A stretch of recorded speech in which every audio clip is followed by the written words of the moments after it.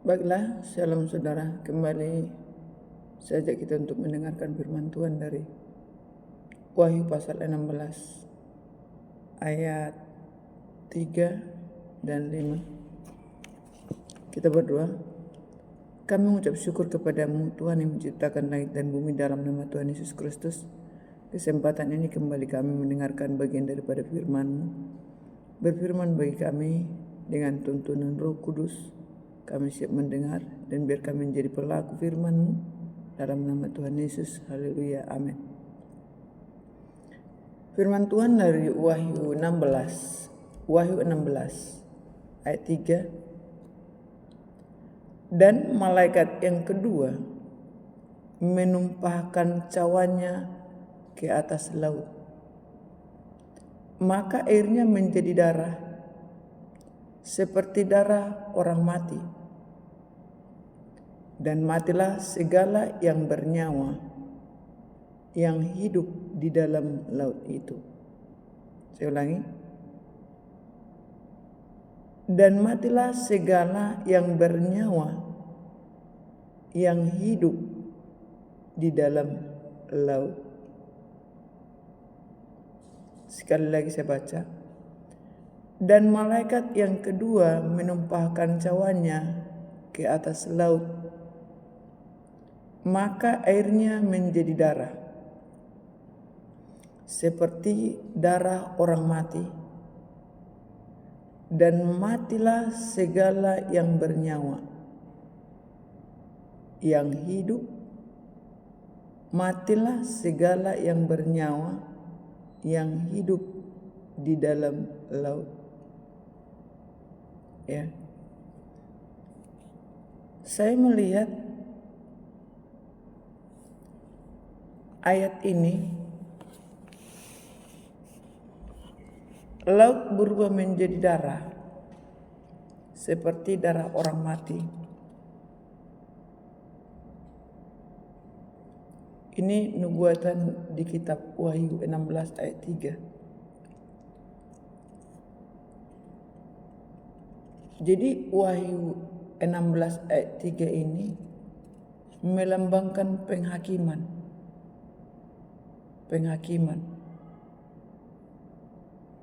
Dan kalau saya lihat di sini penghakiman,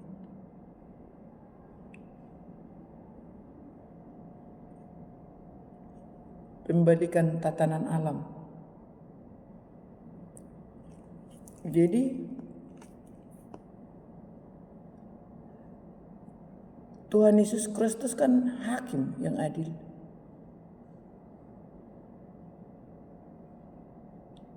Kalau kita tahu bahwa di Wahyu 16 ayat 3 ini dikatakan laut berubah menjadi darah, seperti darah orang mati, dikatakan di Alkitab. Kita tahu itu adalah tanda-tanda penghakiman.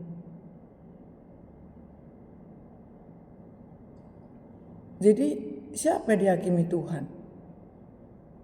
Orang berdosa. Orang yang berdosa dihakimi. Tapi Tuhan Yesus datang menghakimi bukan untuk memusnahkan, ya, bukan untuk memusnahkan total.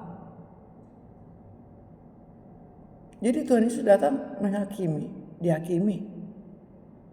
Tanda darah, ya, laut berubah menjadi darah, laut berubah menjadi darah.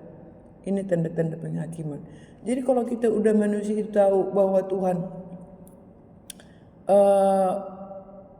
ada tanda-tanda bahwa dikatakan laut berubah menjadi darah, itu tanda penghakiman, ya kita berubahlah. Manusia itu berubah karena udah diberikan tanda berubah. Jadi kalau tidak berubah kan mati. Kalau tidak berubah mati. Tapi kalau berubah hidup. udah diberikan tanda. Laut berubah menjadi darah, seperti darah orang mati. Ya kan? Kecuali nggak diberikan tanda, langsung dihukum kayak gitu, dihakimi, ya itu namanya kejam kan? Ini sudah diberikan tanda. Laut berubah menjadi darah, seperti darah orang mati. Berarti kalau tadinya kita adalah orang nakal, kalau tadinya kita adalah orang yang berdosa, ya berbalik supaya tidak berdosa, kan gitu. Jadi jangan pula kita sibuk dengan atau terkonsentrasi fokus dengan tanda-tanda tapi lupa berubah. Oh, ada tanda-tanda air laut menjadi darah, ada tanda fenomena, ada tanda ini, tapi lupa bertobat. Ya kalau hanya itu dikatakan, contohnya, oh ada tanda-tanda laut menjadi darah, itu ada fenomena. Ya kalau cuman itu disuarakan, ya banyak orang takut lah, karena nggak tahu penjelasannya. Tapi kalau sudah ada tanda-tanda air laut menjadi darah, itu ada di Alkitab, tanda penghakiman, bertobat solusinya. Solusinya bertobat. Kan ada juga kita kan sekarang lagi menanti-nantikan rapture katanya. Kita dengarkan di sana sini rapture. Orang rapture itu kan yang bertobat, yang berubah, ya kan? Yang berubah. Jadi mereka yang sudah menyucikan pakaiannya, sudah membersihkan pakaiannya, sudah berbalik dari dosa-dosanya, itu nanti akan diangkat oleh Tuhan. Ya kan, seperti dikatakan di ayat yang kelima. Ya. Dan aku mendengarkan malaikat yang berkuasa atas air itu berkata, malaikat yang berkuasa atas air itu. Jadi di air itu ada malaikat. Jadi ketika ada tanda-tanda laut berubah menjadi darah, ya malaikat itu bersuka cita. Dikatakan gitu, aku mendengar malaikat yang berkuasa atas air itu berkata, ya, adil engkau, ya. Malaikat yang berkuasa atas air itu berkata. Jadi malaikat yang berkata, adil engkau yang ada dan yang sudah ada, engkau yang kudus, yang telah menjatuhkan hukuman ini. Malaikat aja suka, malaikat aja senang dengan tanda-tanda yang ada di situ kan. Dia katakan, adil engkau yang ada dan yang sudah ada, engkau yang kudus. Malaikat berkata seperti itu. Jadi kenapa manusia takut? Kedatangan Tuhan Yesus merupakan sukacita bagi kita yang menanti-nantikannya. Adil dia, diberikan tanda agar kita bisa bertobat. Apapun menjadi perbuatan kita yang tidak selaras dengan kehendak Tuhan, ya Tuhan memberikan tanda supaya kita berbalik. Makanya ada dikatakan dalam firman Tuhan, ada suara yang berseru-seru, persiapkanlah jalan untuk Tuhan, luruskanlah jalan baginya. Ya kan? Persiapkan jalan untuk Tuhan, luruskan jalan baginya. Jadi orang yang berdosa, ya berbalik supaya hidupnya masuk di dalam kehidupan yang benar. Ya kan? Jadi dikatakan, adil engkau, kata malaikat yang di atas air itu berkata, adil engkau yang ada, adil engkau yang ada katanya, dan yang sudah ada, engkau yang kudus, yang telah menjatuhkan hukuman ini. Malaikat aja bilang kayak gitu. Jadi kenapa kita katakan menakut-nakuti? Itu tidak merupakan satu ketakutan. Tapi kalau contohnya menyeret satu orang, diseret lalu dicampakkan di situ, ya takutlah orang. Lalu kenapa seperti itu? Nggak ada firman Tuhan bilang kayak gitu.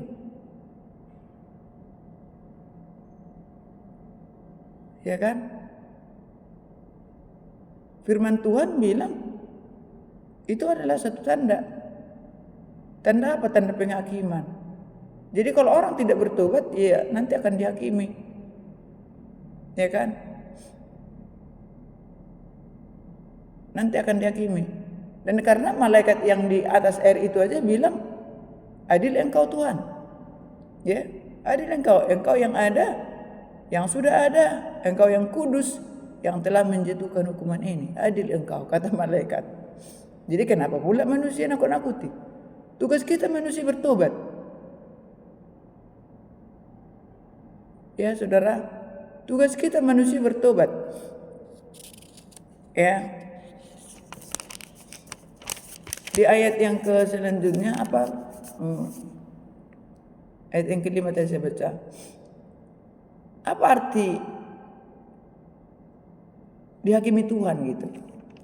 Saya catat di sini. Apa artinya dihakimi Tuhan? Dihakimi Tuhan menurut Alkitab berarti Allah memiliki wewenang gitu. Memiliki wewenang mutlak untuk menghakimi semua orang dengan adil.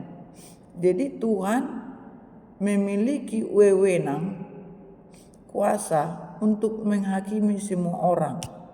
Jadi Tuhan yang menghakimi. Bukan manusia. Bukan manusia pintar-pintaran menghakimi. Dicopot satu ayat tapi tidak dijelasin. Hanya tahu tanda fenomena lalu disebarkan di media sosial tapi tidak diberikan penjelasan arti penghakiman.